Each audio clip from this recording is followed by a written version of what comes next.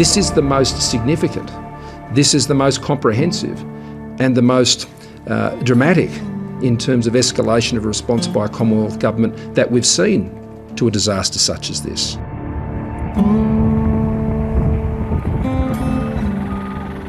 It was a dramatic federal intervention in a massive bushfire crisis. But the path to Saturday's announcement began 6 months earlier, when more than 20 former emergency chiefs warned the Morrison government that a calamitous fire season was coming. So the bigger and perhaps more immediate responses we were looking for was, one, to support aerial firefighting assets and infrastructure in a better way. It needed to be funded better.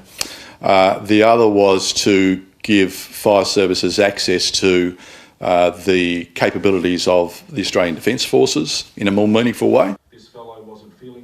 Mike Brown is a former Tasmanian fire chief. He says the climate advocacy group sought an urgent meeting with the federal government in April last year. Unfortunately, there was a big time delay and we didn't get any real response or an opportunity to talk to political leadership until December of last year.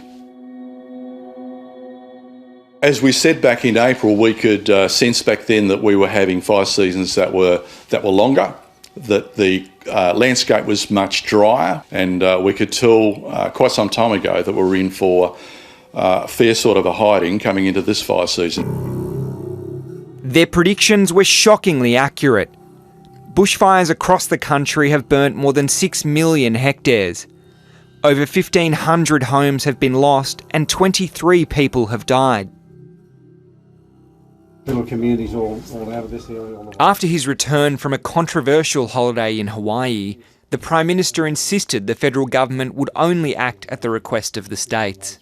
What you cannot have in these situations is governments stepping over the top of each other in responding to a natural disaster like this. The Victorian government sought Navy help to evacuate 1,000 people stranded in Malakuta. What about the people who are Mr Prime Minister? But in the fire-ravaged New South Wales town of Cobargo, a sense of inertia prompted anger. We are moving past responding. We're not waiting to be asked. We're moving forward and integrating with what's happening on the ground.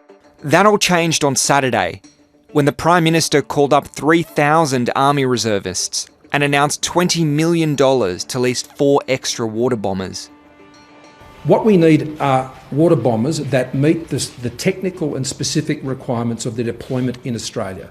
It's not a matter of just trying to hustle up some planes from somewhere around the world. Today's decision puts more boots on the ground, puts more planes in the sky, puts more ships at sea, and puts more trucks to roll into to support affected communities.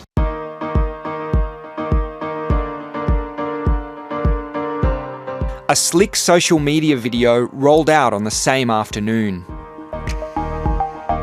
We've seen some action on some of the things that we were putting forward for many months now. I think the public's got every right to be disappointed, and from our own group's point of view, we're disappointed that it took so long to get any response back to our concerns.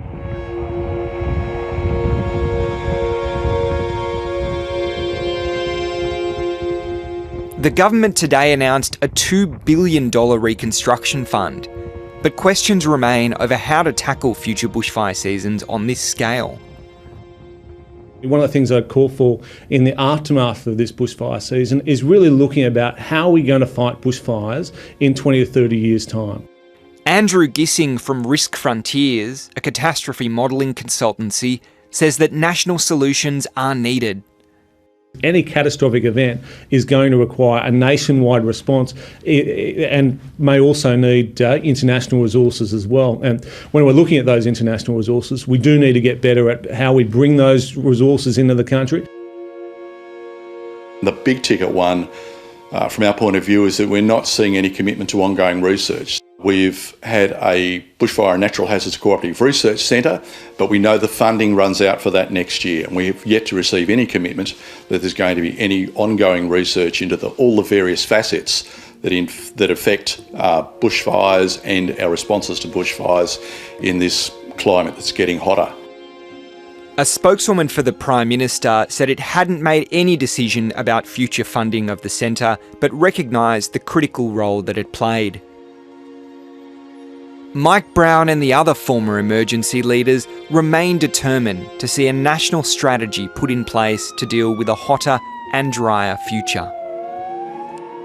It could well be that we're going to have this sort of event, this sort of scale of major bushfires every summer from this point on, and we've got to take action on climate change so that we can have things eventually turn around and come back to something that's going to be much more manageable into the future.